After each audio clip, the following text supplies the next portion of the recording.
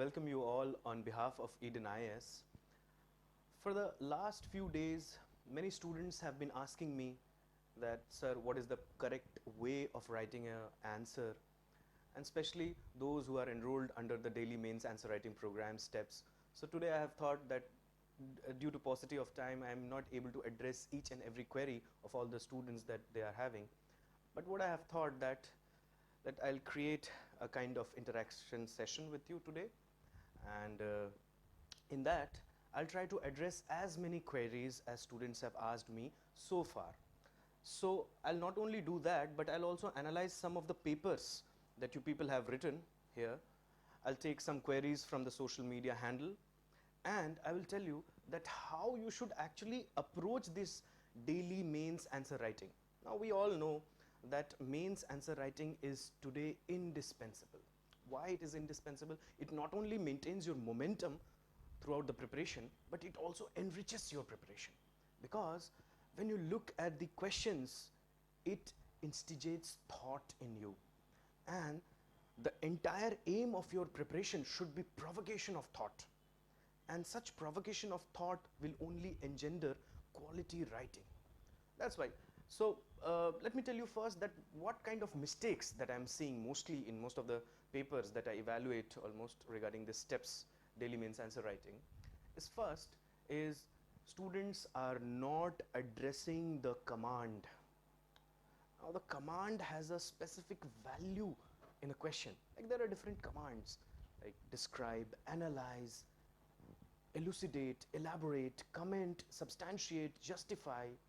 All these commands have a particular meaning, and when you write your answer should reflect the true meaning that is imported by that keyword.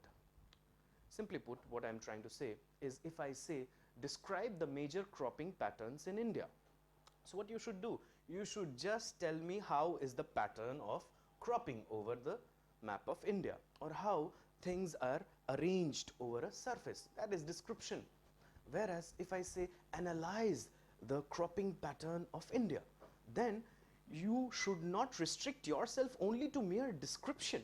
Rather, you should try to find the reason behind such arrangement of cropping pattern. For example, you know that if you go to the eastern parts of the country, the rainfall continuously increases, and with increasing rainfall you can understand that we'll have more tropical kind of crops like paddy, because paddy requires what? Only two things: good rainfall and good temperature. And as you move towards the east or you move towards the south in the Indian subcontinent, you'll find both temperature as well as precipitation increasing, although there are some exceptions which fall into the rain shadow regions. But generally, as a rule, you will find that as you move from west to east and from north to south, the temperature increases and the rainfall increases. So not only in that case, if the question is asking analyze the different types of cropping pattern in India, then you don't only have to describe, it means just write down which are the different regions that have what kind of crop combinations, but you also have to decipher the reason behind such cropping pattern. Are you understanding that? So that is the first thing that I wanted to tell, that people are not addressing the command. You should address the command. Now, how many times some students asked me that, sir, I do not understand the actual meaning of the command. Now, nobody can help in such circumstances. When you go into the UPSC mains examination hall, every command and its meaning should be clear to you. There should be no ambiguity regarding any command. Now, how can you learn their meaning? One way is you just Google it. Are you understanding this? But the second way is you try to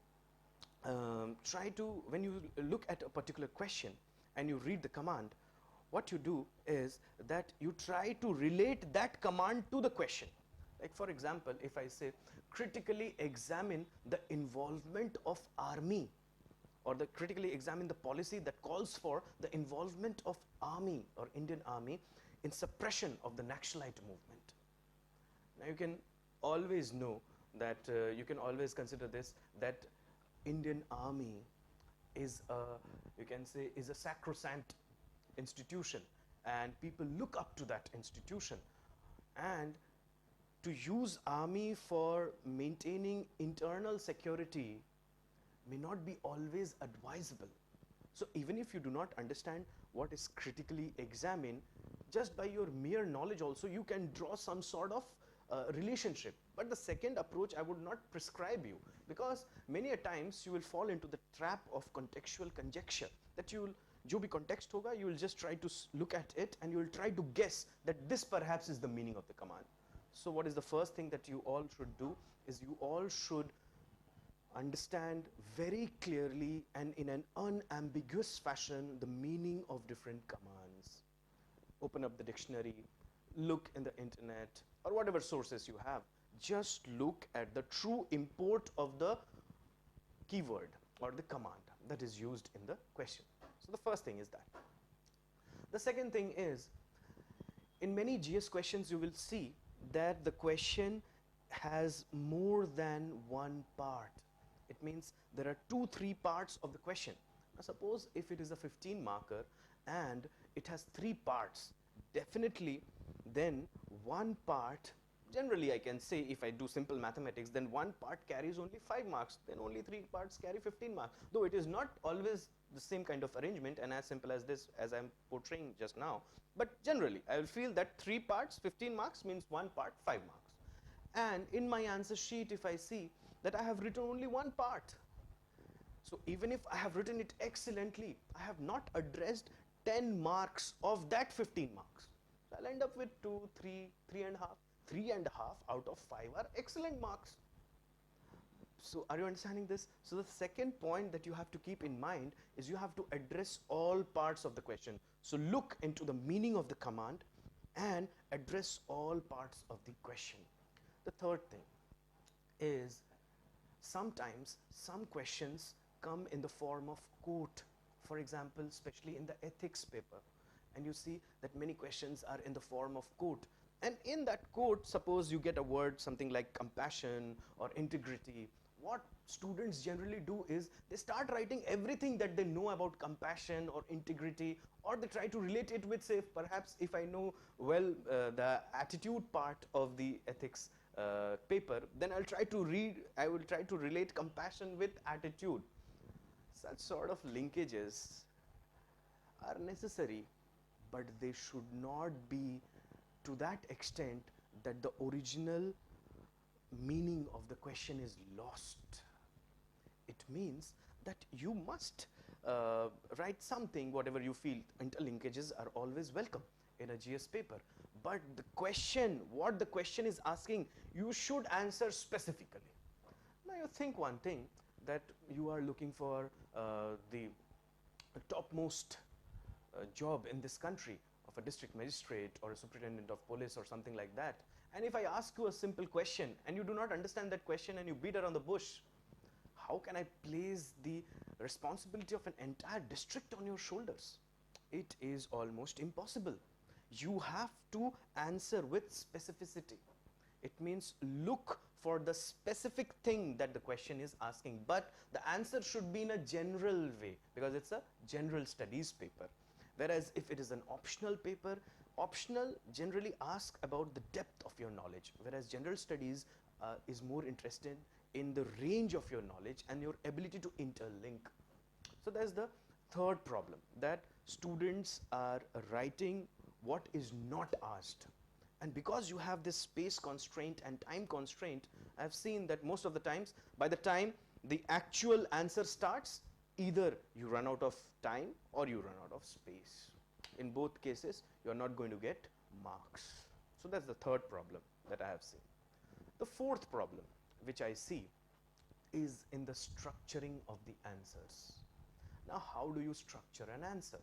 See, if you look at the syllabus says essay type of answer, especially in your GS papers.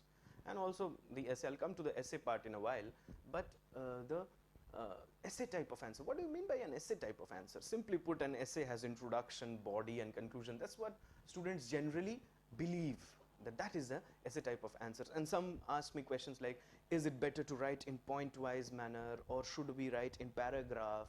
Now there is no set pattern. It depends upon your Means in what way you feel that the answer would be best projected. Now suppose I can use a map to show the One Belt, One Road, or the Belt and Road Initiative, whatever it is called now. Do you understand this? So I must use that map. And suppose I can use a graph or a chart to explain the participation of women in labor force. So I must use them. So you must structure your answer in such a fashion that the question sometimes has this kind of thing that in the light of the above statement, analyze or examine or evaluate. In that sense, whatever statement is given, you must first interpret that statement, and post such interpretation, you must try to give your own angle, which can be regarding a view, a comment, or an analysis, or an evaluation, elucidation, anything, whatever the command is asking for. Structuring simply means the flow of your writing.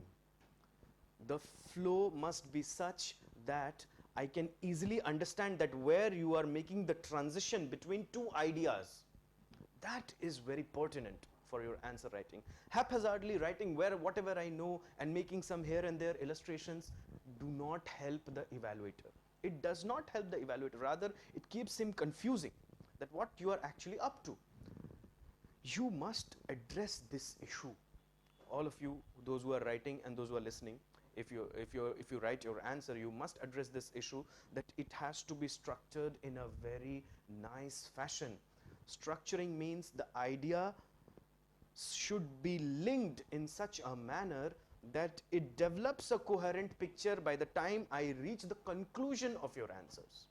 No need of writing conclusion or writing introduction. That is not necessary. Even some of you do that in the essay paper. That is not necessary. Your writing should be such that I will understand that now you are concluding the things.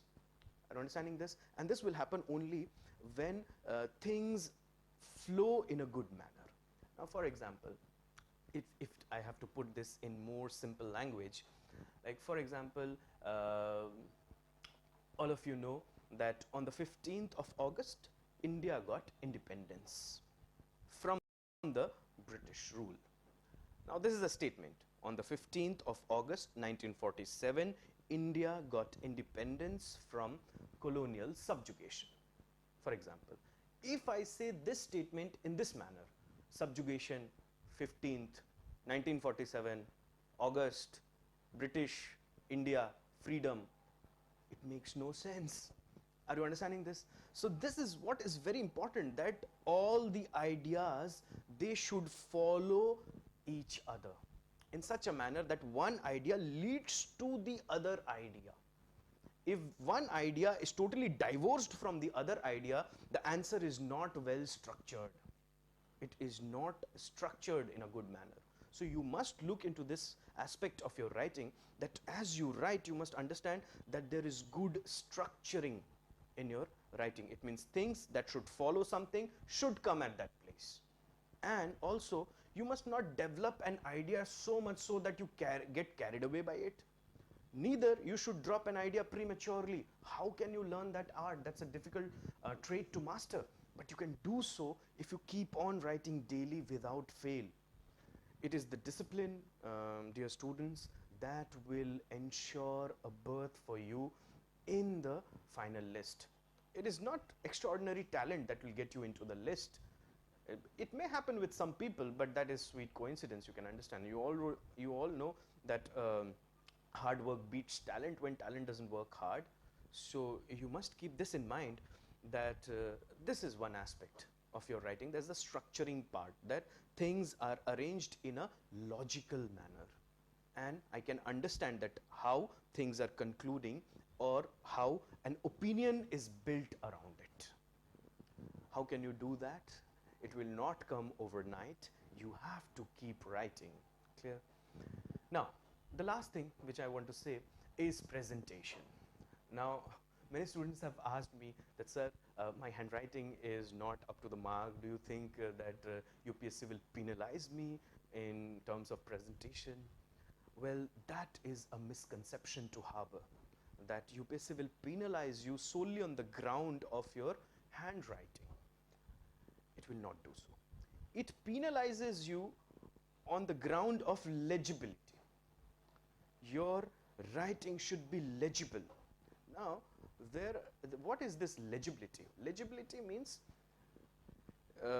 like suppose when you're writing, it must be, there are some columns which says a margin which says do not write in this, and some students, what they do, by the time they reach the end of the page, they write in those margins. Now this is a clear violation of a command given to you. Now think of an officer to whom I say that you do not do this, and he somewhere finds a way to circumpass that thing. What kind of impression are you creating before the evaluator? That is not a good thing to resort to. So if there are margins, you must respect those margins. The margins are there, 4 margins, top, bottom, right and left. You must respect those margins. Second is, when you read the question, sometimes you highlight some words, either with the help of a pen or a pencil. You encircle it, you highlight it, you mark it, you put it into inverted commas. All these are unnecessary, and you should desist from doing it, because at the end of the question paper you have it means your question come answer booklet. At the end of that you have a question paper, and you can do whatever you want with that, because you can take that back to home. Whereas if you mark there, it not only distorts your presentation but can be construed by the evaluator as an attempt to create some sort of identification marks. Are you understanding this? Like, we should not take such kind of foolish risks. So we must not mark those words that are there in the question. What we must do instead is, if you have this habit of marking, what you do is keep that, you detach that immediately you get the QCA booklet, you keep that on your left or right, whatever, depending on which handed you are, and then you mark whatever you want in that. Are you clear with that? So that is one thing that you have to do. And so presentation means that there must be some illustrations in your writing. What are illustrations? Illustrations can be maps, they can be flowcharts, they can be block diagrams, etc. Clear? And some subjects like GS paper 3 and GS paper 1 gives you that opportunity to create maps, flowcharts, block diagrams, etc. But the same thing can also be adopted for your GS paper 2, especially the governance part, the international relations part, and in your case studies for your GS paper 4. Clear? Now, one thing which I see, that when you draw some illustrations, illustrations should be drawn, if possible, they should be drawn with a pencil, so that you can label them with ink. Now that that improves your presentation, and try to put them in a box, because if you see, remember all the good books that you have read so far in your life, you'll find that good illustrations are placed in a box, and therefore that not only adds value to your writing but gives a ready reference, that when I'm reading your answer I can readily see the diagram which is alongside, and I can understand what you are actually trying to say. You remember all good books, they do that. So I'm asking you to just follow that strategy. Regarding handwriting, now see, at this day and age we cannot perhaps do much about it, but if you have a good handwriting, that's definitely an arm in your shot. But if suppose you do not have a good handwriting, and handwriting is subjective, you can understand that also, what you do is you focus on the neatness of your paper, QCA booklet. Do not do a lot of strike marks, do not mingle words, keep proper spacing, and try to maintain some sort of legibility, and try to do these things also.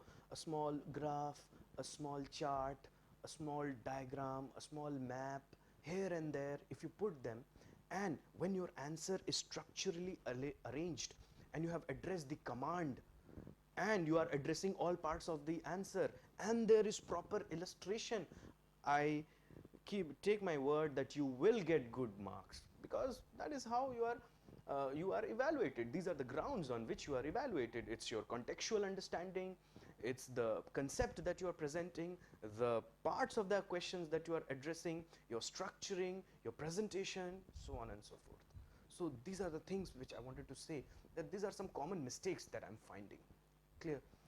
Now, one more thing, especially those who are writing online, I have to say to those students that, see, when it is a 150 word limit, now we understand that in that given space, some people may end up writing 400 also, depending upon their handwriting. Suppose it's very miniature, they can write 400 words also. So it's not actually the word limit, but it is the space limit. Are you clear with that? So what, and nobody is going to count your words whether it's 150 or 150 or 160 or 180. Nobody is going to do that. Nobody has that much of patience. But yes, by a look of it, we can understand that whether you have transgressed that word limit or you have not.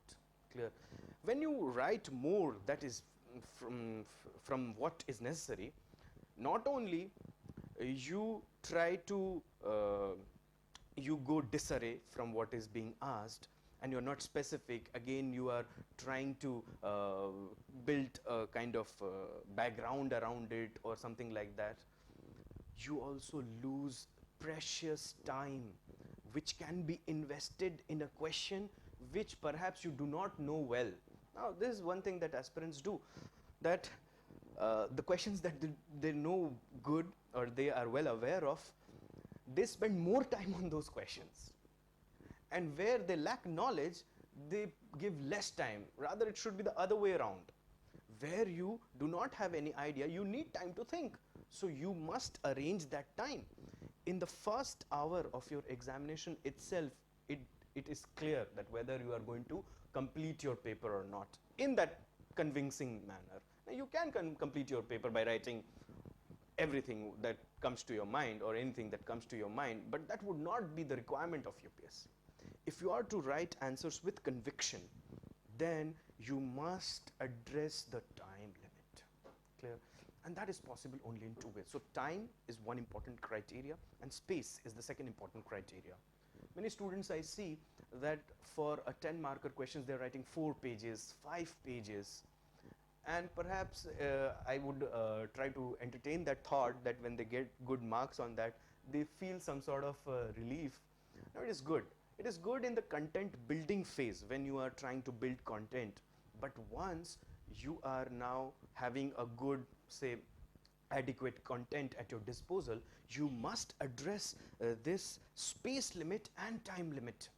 Clear? So try to restrict your space. That depends how much space you take, depends upon your handwriting. Clear? But 2 pages, 2.5 pages, that's what you will get in your GS papers. So try to adhere to that space limit. And also, if I give you 4 questions per day, you must write them within 40 minutes.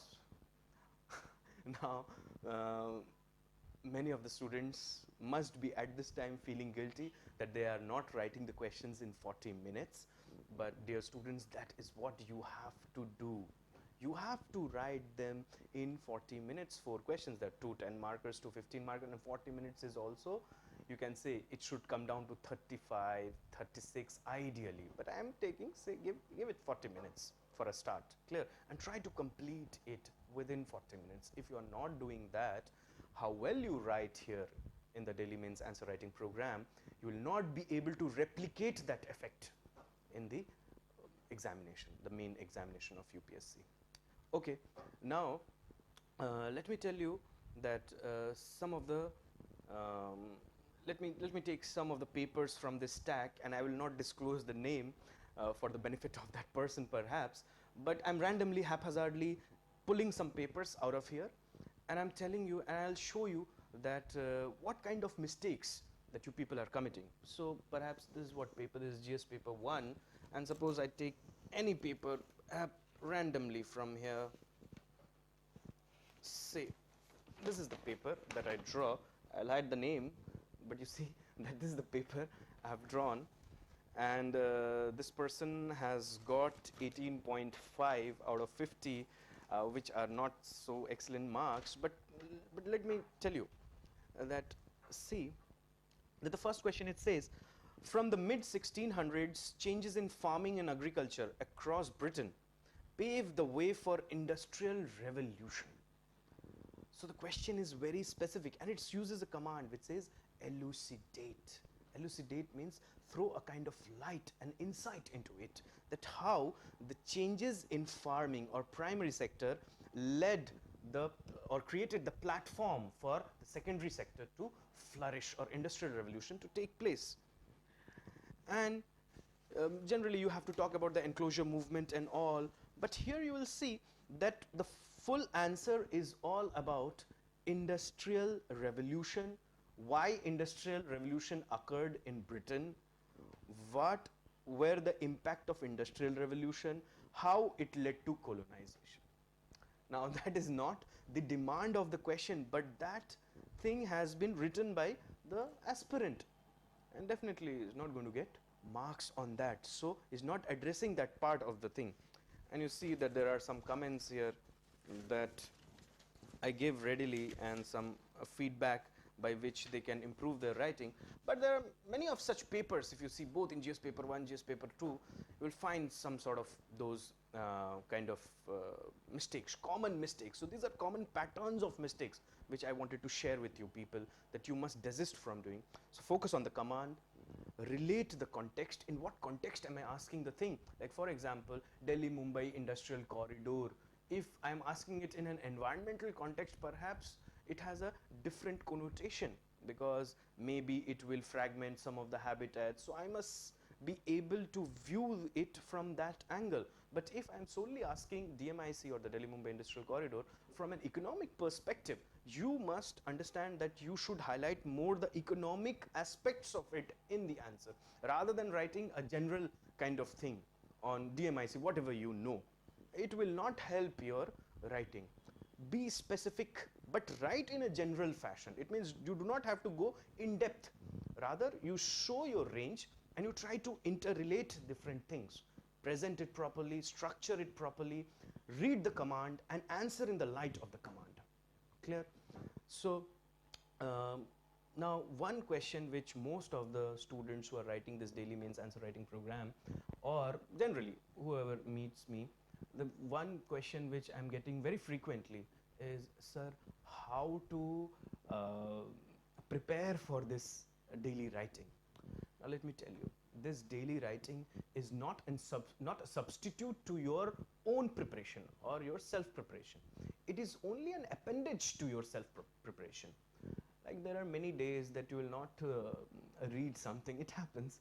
You will not read something, or you are just squandering your time. By the time when it is like night time, a sense of guilt develops. If you are dedicated for this examination, that I have wasted one more day. Do you understand this? The STEPS Daily Mains Answer Writing Program, it saves you from that guilt, because at the end of the day, you have to write 4 answers. Are you clear with that? Now, how to, at the means in the beginning of the week, you know, you get a syllabus like this, the STEPS syllabus, and then you get daily papers which are say you can write them offline or online depending upon your say what is your which is more feasible to you. Then you get them evaluated. That's also everything you know about it, and there are model answers. But one student who is to qualify this examination, aspirant, what distinguishes him or her from others is how he or she understand this part, the syllabus part. You'll see that in 3 months' time, generally we cover the syllabus once, and in years' time, nearly 4 times we cover the syllabus. But you'll find one thing, that when it comes to syllabus, like when I say the salient aspect of Indian art forms, only art forms. So what you should do is, one thing is read everything about Indian art forms and then wait for the questions. Do you understand this? Now, that may create a barrier in your own self-preparation, because you have to take some extra time to read whatever. Suppose if you are reading Indian art form, that's a coincidence. Suppose you are reading something else. Suppose you are reading governance, and suddenly now you have to read Indian art forms. So you are reading every art form, and then what you are doing is you are trying to look at the questions. It is wastage of time. Don't do that. Syllabus is just it's a guideline that in this week this is our territory. Do you understand this? So no need of reading everything that is there mentioned in the syllabus, because our aim here is to learn through answer writing. So what you do is you look at the question. If you are aware of the question, then it's well and good. You start writing, and you can look at it in your portal, I suppose. That then what you do is, when you look at the question, suppose you are aware, you write it. Suppose you are not aware, then you try to learn about it throughout the day and during the night, or whatever is your, however is your arrangement. I'm assuming that an aspirant gets up early and sleeps early. During the night, what you do is you try to write on it. And as you write, what you do is you maintain a small book, and in that book of that salient aspects of Indian art form, suppose that's the heading of that small notebook, you write that topic, what was asked in the question, and write some 5 bullets on it. By the end of your this answer writing exercise, you will find that a good material is created, which would be very helpful to you, and it will be quick reference, and it will help you in last minute revision. Are you understanding this? Now let's address the elephant in the room. Most of the aspirants, some of them, not most I should say, that I'm seeing one pattern, that they are going to the internet and then they merely copy whatever they find on the net. Now this is not a sustainable practice. You will not be able to do that. In the examination hall, when you will get the question, your brain cells will automatically motivate you to search somewhere, and there when you will not be able to help yourself with such a possibility, it will demotivate you. In the examination hall itself, it can even take a dent on your confidence. Are you clear with that? So what you do is, yes, there may be many things that we are not aware of. So what we should do is you should read the question, and then it's all acceptable. You go to the internet, because see, we are here learning. Do not focus on performance. Marks are unnecessary and they have no utility. Only thing that is important is, did you learn anything new today? Marks are important there in the UPSC, and if you keep learning, you will see that marks will automatically follow. But if you run after marks, then that will not be of any avail to you. Now you see, what I'm trying to say is, you read whatever you know, and if suppose you feel that it's too much and you're reading it for the first time, you'll not be able to recall, take that small book which I told you, and you can make such 4 books, GS1, GS2, GS3, GS4, and what you do is you read about it and you note some 5 bullets, not more than that, 5 bullets, clear? And you also try to revise them before you write. Are you clear with that? And then you do that, and once you are done with that, have a time lapse and then write. Because if you do not allow time to intervene between your reading and writing, again it will not test your analytical skills and your ability to think. So it's very important that you read them and then you write, by allowing some sort of time interjection between your reading and writing. Now I always believe that one who thinks more and reads less is the one who will clear this examination. Now, what do I mean by that? It means that you abandon your books and you start thinking. I'm not saying that. What I'm trying to say is, once you read something, you must introspect about it. You must think about it, and such thinking it will prosper when you will try to apply then whatever you have learned. And such application can come either in the form of your writing, or it can come in the form of discussions that you can have with fellow aspirants. I always believe that Your preparation in isolation will not help you. You have to interact with fellow aspirants because the exam is relative, and you must understand that what other people are doing, because that's very important. Like, think about, say for example, India's foreign policy. India cannot make a foreign policy sitting at home without looking at the world. Are you clear with that? So you must understand that if you are trying to develop concepts, you must highlight what you know in the first place. Then upon such deliberation, you will find either your concept, if you win that debate or something like that, you will understand that your concept will be more solidified, and in that fashion you'll be able to think and recall and interact and interrelate them in a better fashion. And if suppose, by the way, you lose, you come to know that whatever you understood was actually a misinterpretation. Anyhow, it's a win-win kind of situation. And for that, first thing is you must not get into futile arguments, and there should be like-mindedness in and around. And that's difficult to find, I understand, but try to do that. The social media platform perhaps can help you to some extent, but there also try to avoid useless kind of discussions, because that will not help you. So that is what I believe you should do. So when you get the syllabus, just have a look at the syllabus. That will tell you the broad outlines within which we will operate this week. Then you look at the questions. As you look at the questions, if you know about them, it's fine. You can start writing if you want. Suppose you are not aware of them. What you do is you go refer to your sources, whatever resources you have, and then you try to learn about them. Then you try to make, if you can, if it is possible for you, try to make some sort of synopsis kind of arrangement, because if you write 2 pages, 3 pages, you're not going to read it. It is humanly impossible to revise all of that. Clear? But some bullets, yes, you can read them and reread them recursively.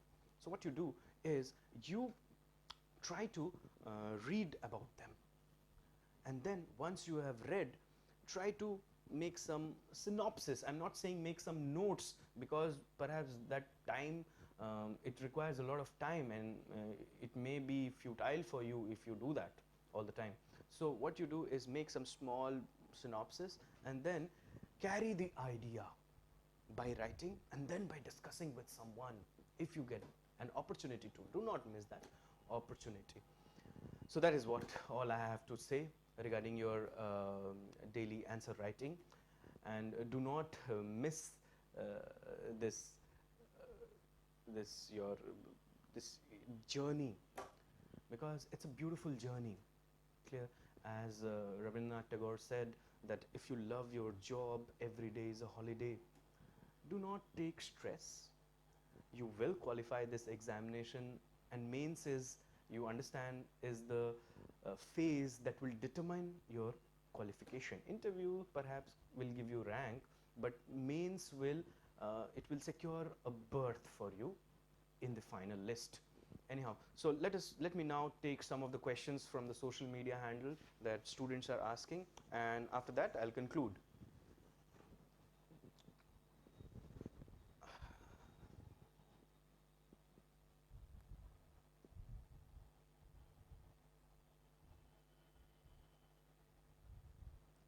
See, Mr. Raj is asking, sir, many of the topics I'm not aware of. How can I write then? Okay, so I told you how you should do. Suppose you're not aware of the topic, just learn about it. Clear? But then after learning, try to apply your learning rather than simply copying. Are you clear with that? Either from a book or from the internet or anything like that. Try to learn about it. Only then your answer writing will improve with time. So I hope Mr. Raj's query is answered by that.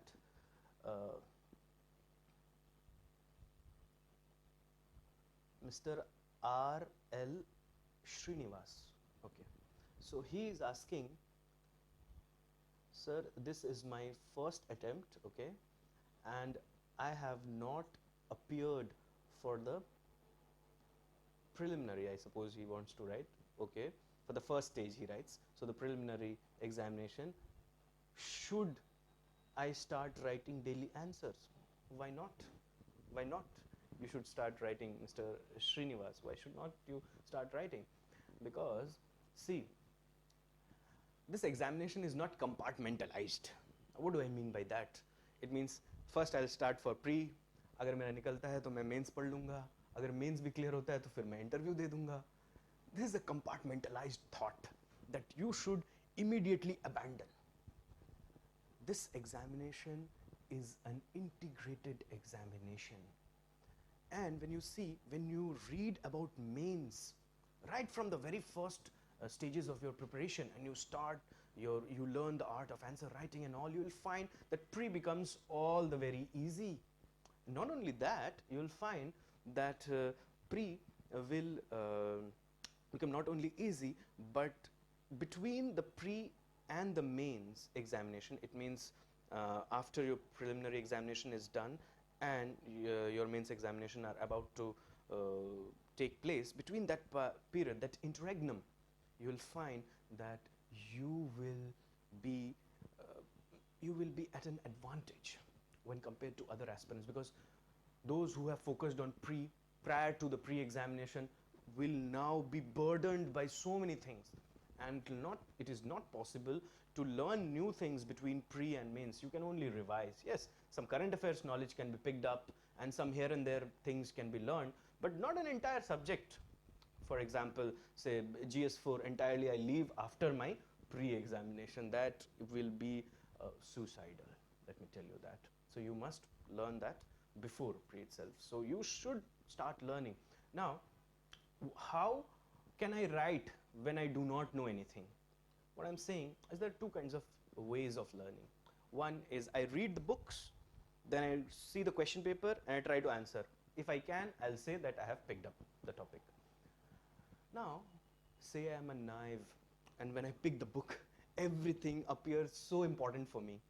And as I highlight with this highlighter, I find that I end up highlighting the entire page. Rangoli bana diya maine. Do you understand this? So if that is the case, you'll not be able to distinguish what is important from what is not, or what is relevant from what is not. That comes up with experience. But as you're starting, one good way is to look at the question. And when you look at the question, you understand that yes, this is what I have learned today. This question, can I answer that? This is one way. But as you're reading, you try to think that everything is important, so I have to keep everything in mind. And then I look at the question, and suppose I cannot recall many things because my brain is burdened by so many thoughts. If my memory cells are fully occupied, and there I feel, no, perhaps I'm not fit enough for this examination. Other way, let's go to the other approach. That's I like to call it reverse engineering, where you look at the question first. Do not look at the book or the source. Look at the question first, and then come back and read. Forget the question. The moment things related to that question will appear in your reading, immediately your brain will respond that this is important, something that you want to pick up. Are you clear with that? You will end up highlighting that portion only, but that is the gist of the understanding. Because questions, you understand, when they are prepared by experts, they are prepared after ransacking everything about the topic. Are you clear with that? So that will help you. Let's take some more questions.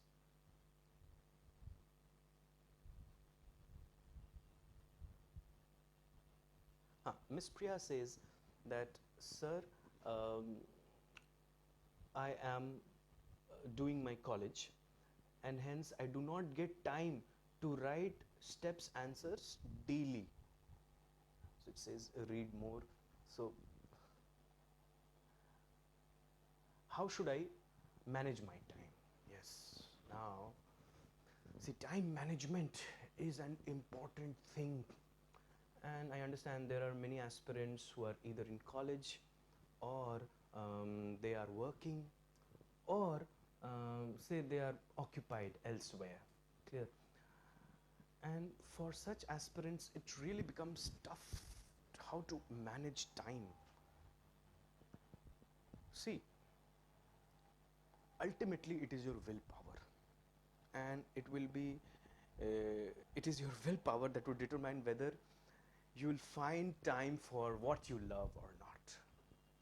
For that you have to love this examination, and if there is unconditional love for this examination or for the IAS, IPS, IRS, IFS, whatever is your dream, you will find time, but that is utopian. Clear? Let me address it more practically. What I want to say is, after coming from your college and or from your work, you are exhausted. You're really exhausted. And perhaps it would be better that if you take a quick nap or you sleep early and try to get up early, and before you go to your work or to your college, try to finish whatever you have fixed for yourself. A timetable is necessary.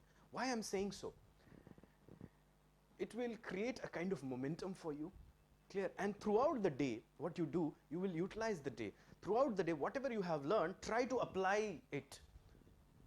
Like, for example, with discussions, or when you will read the newspaper, suppose I'm reading an editorial and I've read something about it. Suppose I'm reading India and India's relationship with its neighbors, and I have read today India and ASEAN relationships. Just completed 25 years, so I've read about it.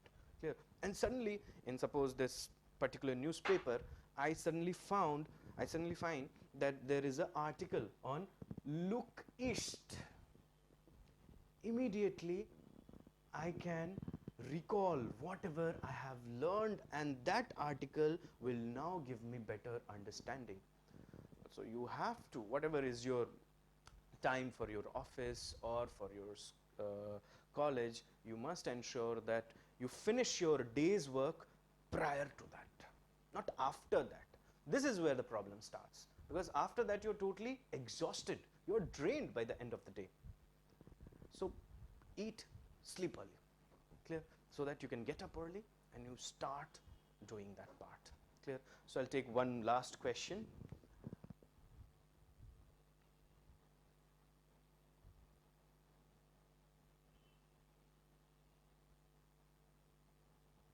There's so many of them. So I'll just pick one randomly. Okay. So Miss Neha, she asks that